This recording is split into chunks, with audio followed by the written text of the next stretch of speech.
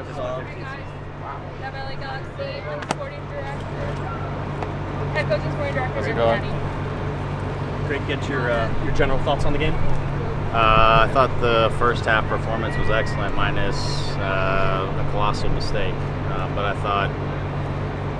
thought we dominated the game in pretty much every capacity. I don't know that they had a shot other than the one we gave them. I don't think they had 4 passes on our half of the field.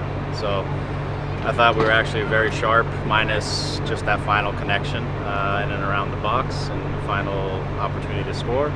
Get a little casual maybe on that play for Raw, and we lose it in front of our goal and we're down 1-0.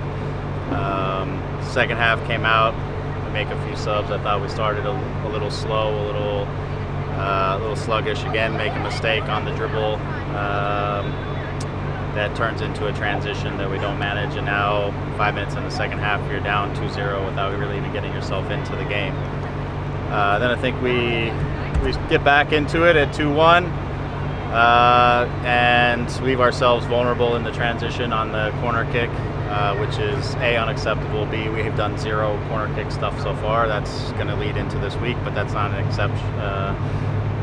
excuse for leaving ourselves vulnerable on that. But I think as the third goal came at 3-1, and now guys are starting to hit like minutes that they haven't really hit so far, there's a combination of being 3-1, then you're starting to dig a little bit fatigue-wise, and so the game starts to get a little bit ugly in my opinion after that. So, but again, the takeaways from it, I thought the first 45 we looked fresh, the ball was moving very quick, and I thought we had full control of the situation. We just can't have full control of the situation and give a goal away and be on the wrong side of the game. Those are things that have to stop.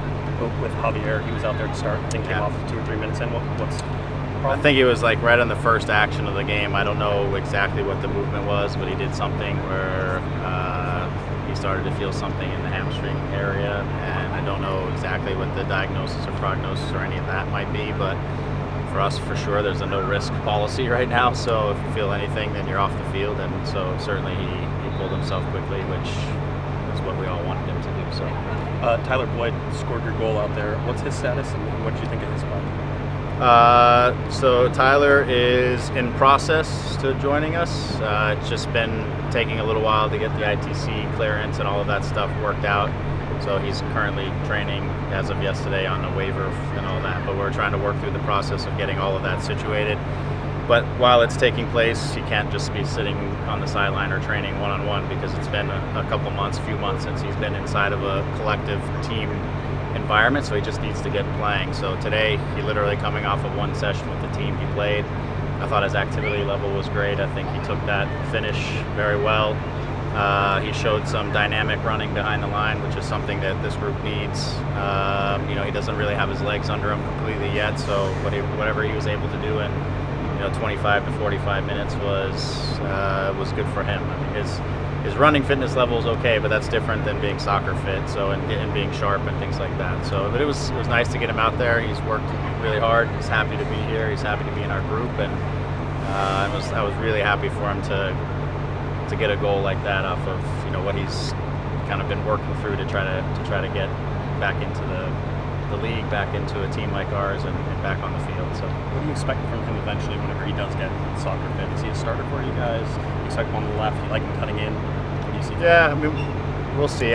He's a winger. I like his ability to cut in. He also can play on the other side. He has enough pace and quickness to get to the end line. I think for us, it's continuing to add guys to our group who have the capacity to get behind the opposition's back line. We have a lot of guys who are clean and tidy between the lines, but we also need the stretching guys that can do that. He has a little bit of both, which is nice. He has the capacity to finish. We've seen through in Turkey and the various stops that he's had, he's been able to score goals as well and have some final product. So, I want him to, in terms of starter, we have to see as the team keeps shaping up, who's out there and what we continue to add and where we end up. We still have a few pieces that we're working on, and all things will settle in as we go, and guys will be competing. We want to have a roster where guys are fighting for their spots and their minutes, and they've got to stay sharp and they've got to be performing.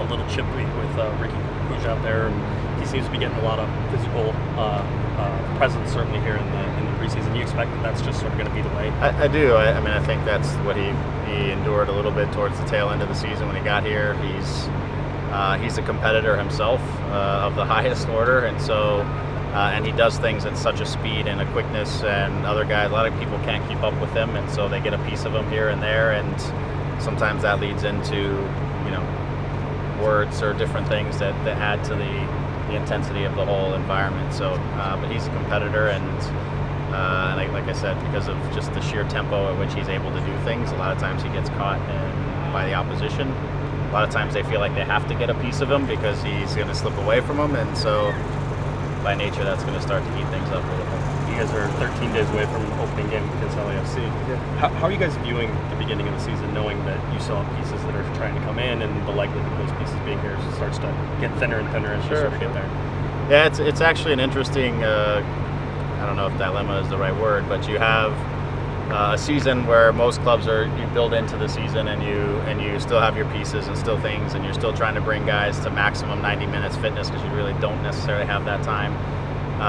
But then you're also playing potentially in front of 80,000 people against your rival who just won a championship. So it gives the start that has a cup feeling at the very beginning, but neither team is really going to be quite there yet. So it's an interesting dilemma. I think our guys feel the intensity and the passion for that first game, but at the same time we know you also have to make decisions that are for the long haul. You can't make a decision for the first game of the season, so we have to kind of find that balance inside of that. But in terms of our preparation, the mentality of our group and what we're setting up for is to be as ready as we possibly can on day one, and but understanding that there's still 33 games after that are just as important as the first one in some ways when it comes to standings and playoffs and all that stuff.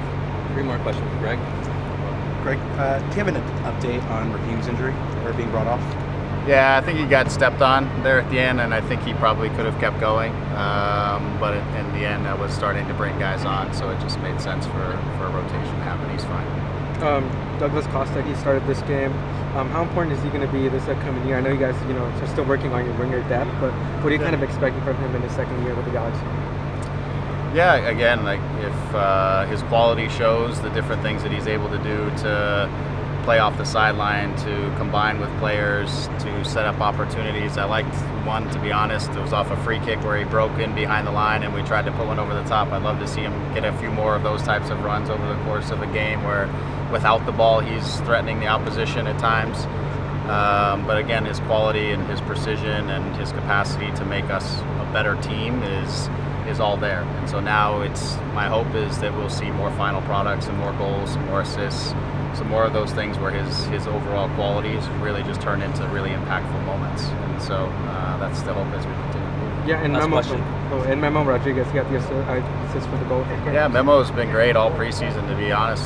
He's fit in beautifully. He's mobile. He's technical. He can play on the right side, the left side.